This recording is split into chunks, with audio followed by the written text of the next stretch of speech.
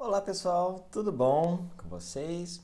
Estamos aqui com mais uma aula e essa aula ela é um pouquinho diferente da outra. Por quê? Porque essa aula, na verdade, ela é uma continuação da nossa aula anterior. Na aula anterior, lembra? A gente falou de antivírus, firewall, né?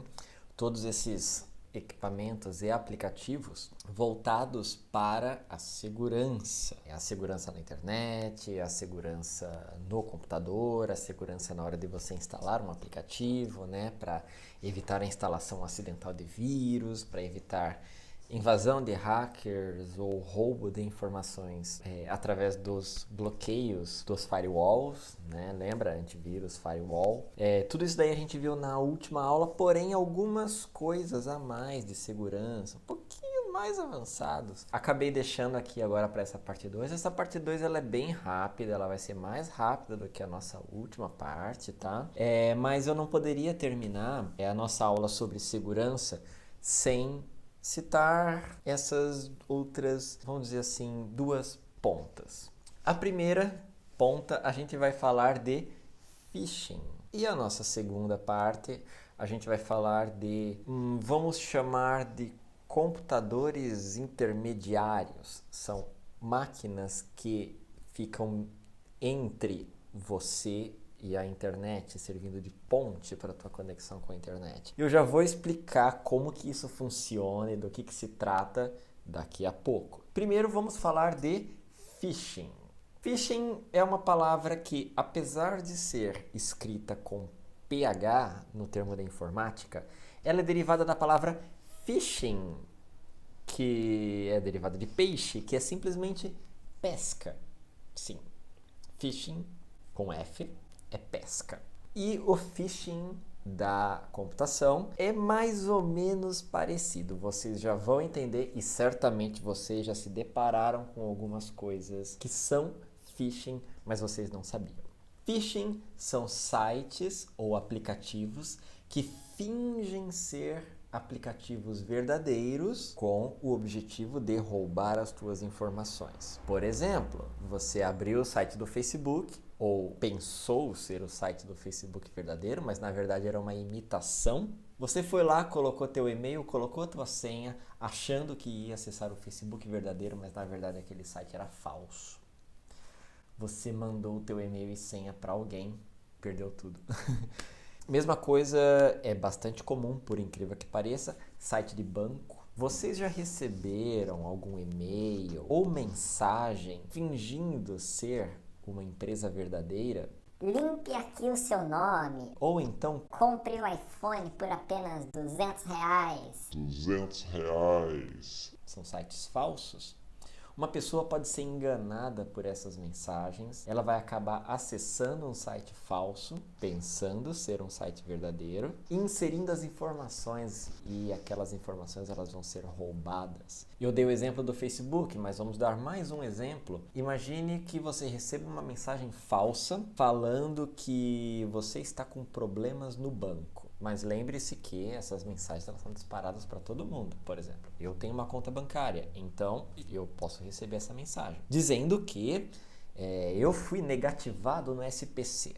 E aí eu preciso colocar o número da minha agência, o número da minha conta para poder resolver a minha situação. Se aquele site for falso, eu vou colocar a minha agência, a minha conta e a minha senha num site falso. Entendeu o problema da situação? O cara pode invadir a minha conta bancária e esvaziar toda ela, e quando eu abrir eu vou ver que eu estou com, sei lá, 2 centavos na minha conta. Isso é phishing. São sites que fingem ser sites verdadeiros, porém são falsos e têm como objetivo roubar as tuas informações. E eles não roubam as informações, tipo, obtendo ou investigando, invadindo o teu computador. Não, eles obtêm essas informações porque você colocou essas informações no site falso, porque você realmente quis colocar essas informações no site falso. Então, por isso que se chama phishing, pesca. Você foi pescado, jogou a isca e você foi lá e mordeu a isca. Pode parecer um absurdo, mas uma das principais causas, um dos principais motivos para roubos de senha, invasão de contas da internet, roubos de contas bancárias e clonagem de cartão de crédito é o phishing. Não é porque o hacker roubou a tua informação, é porque você inseriu as tuas informações num site falso. Existem algumas maneiras de você verificar se o site é verdadeiro ou não. Preste muita atenção nisso, que isso pode salvar a tua pele no futuro. Primeira coisa, na barra de endereços, verifique se o endereço daquele site é verdadeiro. Você está no site da Americanas, verifique se lá no topo está escrito americanas.com.br. Se tiver tipo escrito, sei lá, site da Americanas, não sei o que lá, aqueles endereços tudo esquisito, você pode suspeitar. Então sempre verifique a barra de endereços para saber se aquele www.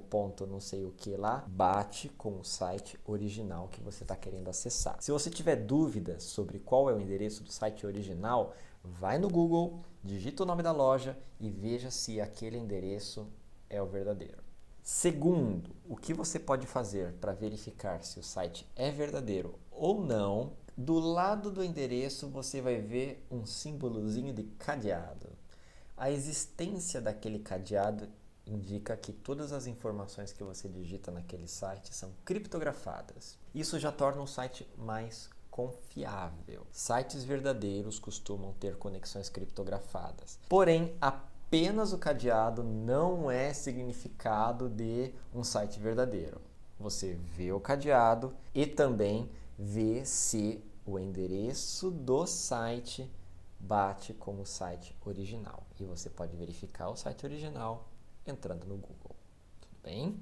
Então, essas daí são duas medidas muito básicas, muito rápidas, muito fáceis. Não precisa ser o Bill Gates para poder ver se o endereço do site é verdadeiro ou não. Se você vê aqueles sites cheios de letras e números e símbolos ali no endereço, você pode suspeitar. Eu falei para vocês que a aula de hoje ia ser bem rápida, então vamos falar agora do nosso último tópico. Esse é um pouquinho mais complicado de entender, mas eu vou explicar de uma maneira tão fácil, que vocês vão sacar de primeira. Uma coisa que é considerada extremamente técnica e avançada e não sei o que, mas vocês já vão entender e vocês podem até dizer que vocês sabem o que é isso. Vamos falar agora sobre proxy e VPN.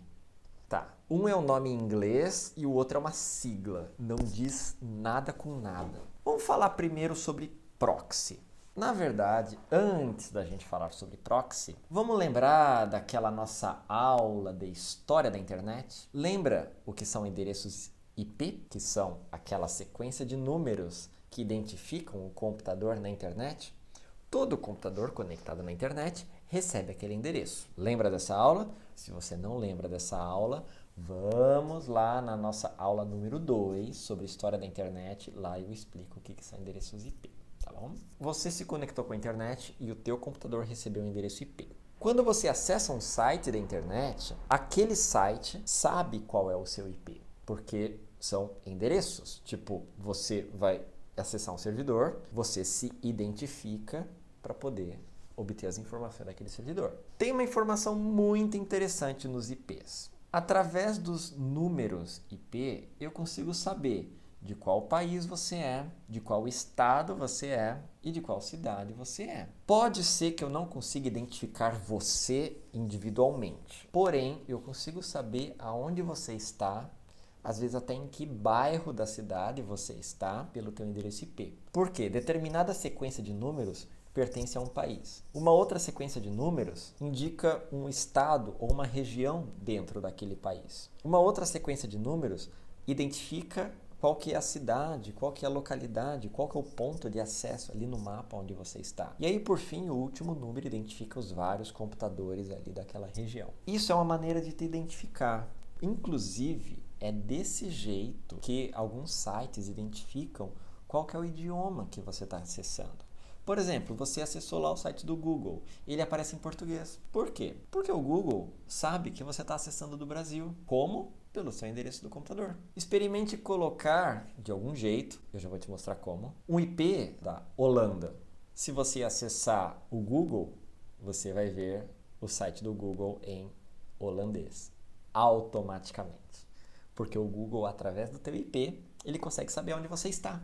E dependendo de onde você está, ele vai mostrar no idioma que você fala. No nosso caso, português brasileiro.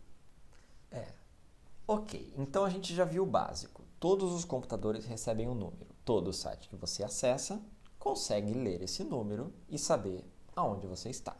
Inclusive, é através dos endereços que também sites e serviços são bloqueados. Por exemplo, você quer assistir um filme no Netflix, mas aquele filme do Netflix não está disponível no Brasil, porque ele bloqueia endereços do Brasil. Então, se você fingir estar em outro país, você consegue acessar aquele filme do Netflix. Como? Através do proxy. O proxy, ele permite que você não acesse a internet diretamente do teu computador. Você tem o endereço 123. E aí quando você vai acessar a internet, ele sabe que você tem o endereço 123. Se você acessar um computador e esse computador acessar a internet não vai conseguir enxergar você. A internet vai conseguir enxergar esse computador que está no meio. Ao invés de você acessar diretamente a internet, você acessa um computador intermediário que pode estar localizado em outro país e esse computador acessa a internet. E aí ele vai pegar as informações, transferir para esse computador e esse computador vai retransmitir as informações para você. Por exemplo, se eu acessar remotamente um computador localizado na Alemanha e esse computador na Alemanha pegar as informações da internet para mim, a internet vai achar que eu estou acessando da Alemanha, porque na verdade eu não estou acessando diretamente a internet. Eu estou acessando um intermediário, fazendo a ponte entre eu e a internet. Ou seja, a internet ela enxerga esse computador que está no meio. Ela não consegue me enxergar.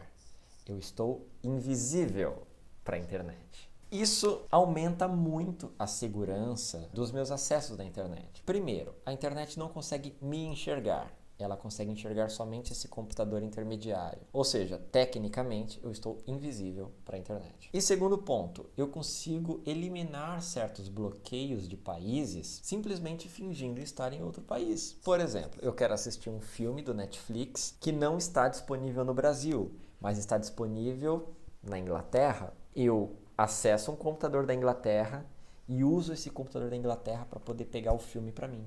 E aí depois esse computador retransmite os dados para mim. Essa técnica é chamada de proxy. E é a partir do proxy que a gente vai puxar nossa outra técnica, chamada de VPN. O proxy, ele é muito simplificado. Eu acesso um computador intermediário que acessa a internet. A internet traz os dados para esse computador intermediário e transmite de volta para mim. Não é eu com a internet, eu tenho esse computador no meio. Porém, essa conexão, ela não é privada, ela não é criptografada. Qualquer pessoa pode configurar um proxy, qualquer pessoa pode usar acesso por proxy. E se esse proxy for um computador de uma outra pessoa mal intencionada, esse computador no meio está vendo todas as informações que estão indo e vindo. Ou seja, essas informações elas não são criptografadas. Por isso foi criado o chamado VPN. O VPN é um tipo de proxy, mas o VPN ele criptografa as minhas informações. Ele encripta as minhas informações. Ou seja, ele cria uma espécie de rede só para mim. Eu tenho um canal exclusivo com esse meu proxy.